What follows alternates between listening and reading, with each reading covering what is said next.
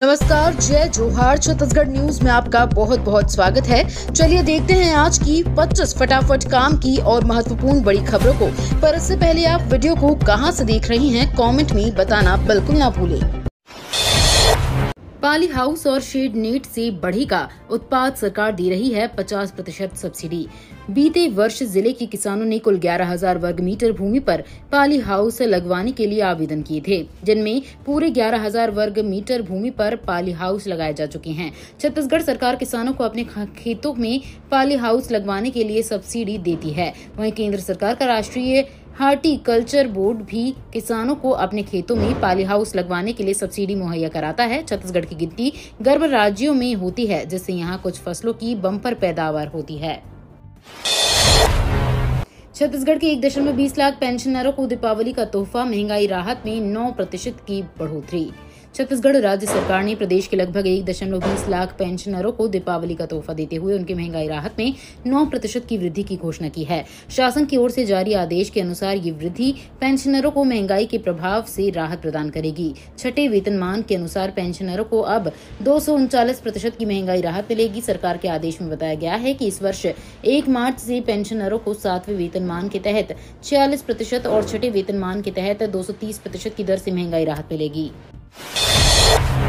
अब छत्तीसगढ़ में कोई नहीं रहेगा अनपढ़। छत्तीसगढ़ में कोई भी अब अनपढ़ नहीं रहेगा। प्रदेश सरकार ने कुछ ऐसी पहल की है जिससे छत्तीसगढ़ 100% लिटरेसी की ओर बढ़ रहा है। प्रदेश में उल्लास साक्षरता अभियान चलाया जा रहा है। इसके तहत 1 लाख उल्लास साक्षरता केंद्र खोले गए हैं। आइए जानते हैं ये अभियान किनके लिए और कैसे काम करेगा। उल्लास साक्षरता अभियान एक साक्षरता कार्यक्रम है जिसके तहत राज्य सरकार ने 10 लाख लोगों को साक्षर करने का बीड़ा उठाया है। इसके तहत उन लोगों को साक्षर किया जाएगा जिनकी उम्र 15 साल से ज्यादा है।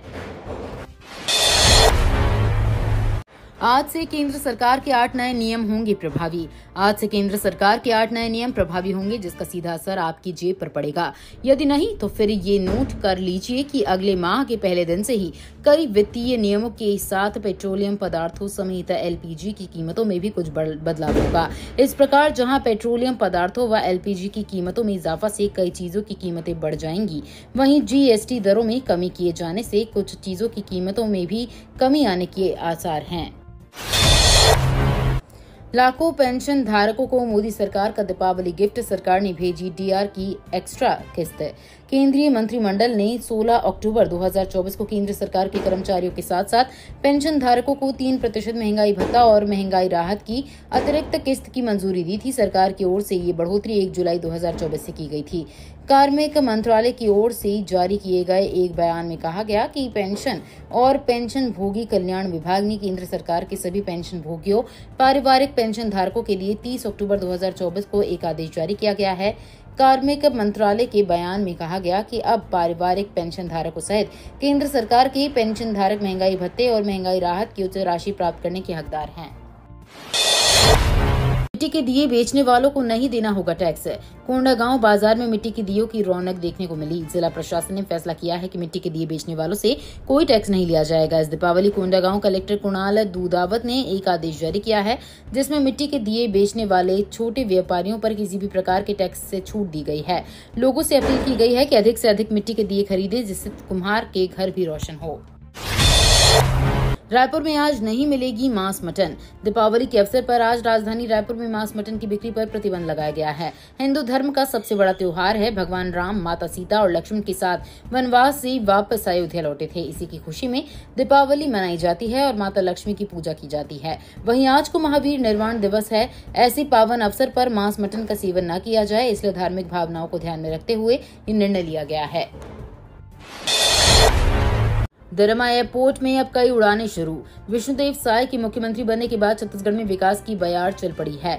उनके नेतृत्व में राज्य सरकार लगातार योजना बनाकर लोगों के आर्थिक और सामाजिक उत्थान के लिए प्रयास कर रही है। सरकार ने अपने अल्प कार्यकाल में कई अहम और बड़े फैसले लिए हैं, जिनके कारण पूरे प्रदेश में विकास की नई बयार चल पड़ी है। सड़क और रेल सुविधाओं के लिए काम तो हुए ही हैं, साथ ही साथ प्रदेश में हवाई सेवाओं का विस्तार हुआ है। साय सरकार के प्रयासों से अंबिकापुर के दरमा एयरपोर्ट में अब विमानों की शुरू हो सकी है। राज्यपाल ने रेड क्रॉस की मोबाइल मेडिकल यूनिट का शुभारंभ किया। राज्यपाल डेका ने 31 राजभवन में छत्तीसगढ़ रेड क्रॉस सोसाइटी के 4 मोबाइल मेडिकल यूनिट का शुभारंभ किया और उन्हें हरी झंडी दिखाकर विभिन्न जिलों के लिए रवाना किया। उक्त मोबाइल मेडिकल यूनिट्स भारत सरकार के उद्यम ग्रामीण विद्युतीकरण निगम लिमिटेड के CSR मद से छत्तीसगढ़ रेड क्रॉस सोसाइटी को उपलब्ध कराई गई है, जो छत्तीसगढ़ के 4 आदिवासी बाहुल्य जिलों मोहला, मानपुर, कोंडागांव, सारंगढ़, बिलाईगढ़ और मनेन्द्रगढ़, चिरमिरी, भरतपुर जिले में सेवाएं देंगी। सितंबर और अक्टूबर के वेतन के भुगतान के लिए नगरीय निकायों को 25.9 करोड़ आवंटित, बोले अरुण साव। नगरीय प्रशासन एवं विकास विभाग ने राज्य के 101 नगरीय निकायों में अधिकारियों कर्मचारियों के सितंबर और अक्टूबर माह के वेतन के भुगतान के लिए 25 करोड़ 90 लाख रुपए आवंटित किए गए हैं। इस राशि से नगर पालिकाओं और नगर पंचायतों में कार्यरत प्लेसमेंट व नियमित अधिकारियों कर्मचारियों को 2 महीने के वेतन का भुगतान किया जाएगा। उप मुख्यमंत्री तथा नगरीय प्रशासन मंत्री अरुण साव के अनुमोदन के बाद विभाग ने निकायों को राशि जारी कर दी है। ग्रामीण और किसानों से वसूली की तो खैर नहीं। नकल के नाम पर ग्रामीणों और किसानों को परेशान करने वालों की अब खैर नहीं है। दरअसल जिला कार्यालय के रिकॉर्ड रूम एवं नजूल शाखा में 5 CCTV कैमरा लगा लिया गया है। कलेक्टर अवनीश शरण स्वयं अपने कक्ष से इन तमाम गतिविधियों की मॉनिटरिंग करना शुरू कर दी गए हैं। आम जनता के लिए बेहद महत्वपूर्ण इन दोनों शाखाओं के भीतर और बाहर के परिदृश्य और लोगों के हरकतों की जानकारी वे पल पल ले रहे हैं। किसी तरह के कदाचार की शिकायत एवं गड़बड़ी की आशंका पर तत्काल कार्रवाई की जाएगी। पर्यटन के क्षेत्र में जशपुर ले रहा नया रूप, इको टूरिज्म को दिया जा रहा बढ़ावा। मुख्यमंत्री विष्णुदेव साय की सार्थक पहल से जशपुर जिला पर्यटन के क्षेत्र में नया रूप ले रहा है। इसके साथ ही व्यापक स्तर पर एडवेंचर और इको टूरिज्म को भी बढ़ावा दिया जा रहा है। मुख्यमंत्री साय ने टूरिज्म को बढ़ावा देने के उद्देश्य से ही विगत दिवसों में माइली नेचर कैंप से सरगुजा क्षेत्र विकास प्राधिकार की पहली बैठक आयोजित किया है। जिला प्रशासन द्वारा पर्यटन के क्षेत्र में आगे बढ़ाने के लिए विशेष प्रयास किए जा रहे हैं, जहाँ विगत दिवस 4 दिवसीय देश देखा में जम्बूरी उत्सव का आयोजन किया गया है। छत्तीसगढ़ के गांव में अनोखी दीपावली, ग्रामीण एक दूसरे के घर को दीपक से करते हैं रोशन। दीपावली पर छत्तीसगढ़ के गांव में एक ऐसी परंपरा कायम है जो मिलजुल कर अंधेरे से लड़ने की सीख देती है। इस परंपरा के पीछे ये भावना है कि कोई घर अंधकार में ना डूबे, एक के घर की रोशनी दूसरे और तीसरे घर को रोशन कर दे। ये सहकार का भाव है। अपने घर के हर कोने में मिट्टी के दिए जलाने के साथ ही पास पड़ोस के घर आंगन को रोशन करने की परंपरा सदियों पुरानी है और बहुत समृद्ध है। छठ पूजा पर घर जाने को उमड़ी भीड़। त्योहारी पीक सीजन में जिस तरह ट्रेनों और स्टेशनों में यात्रियों की आवाजाही बढ़ी है, छठ पूजा तक ट्रेनें पूरी तरह से पैक हैं। इसके बावजूद यात्री सुरक्षा चुस्त दुरुस्त रखने में रेलवे की GRP और RPF मुस्तैदी नहीं दिखाई। नतीजतन रायपुर जैसे स्टेशन में ही हत्या जैसी घटना हो गई, जिसे रोका जा सकता था। पिछले सप्ताह भर से रेलवे स्टेशनों में हमेशा यात्रियों की भीड़ बनी रहती है। अधिकांश लोग जैसे तैसे ट्रेनों में रवाना हुए। अब भाई दूज और 7 नवंबर से शुरू हो जा रहे सूर्य उपासना का सबसे बड़ा छठ पूजा पर्व है। ये पर्व उत्तर भारतीय समाज बहुत ही उल्लास से मनाता है। जुआ सट्टा खेलने वालों की अब खैर नहीं, बस्तर पुलिस ने बनाया जबरदस्त प्लान। दीपावली और धनतेरस में कुछ लोग भाग्य आजमाइश के लिए भी जुआ खेलते रहे हैं, वहीं कुछ जगहों पर पेशेवर जुआरी भी जुट जाते हैं।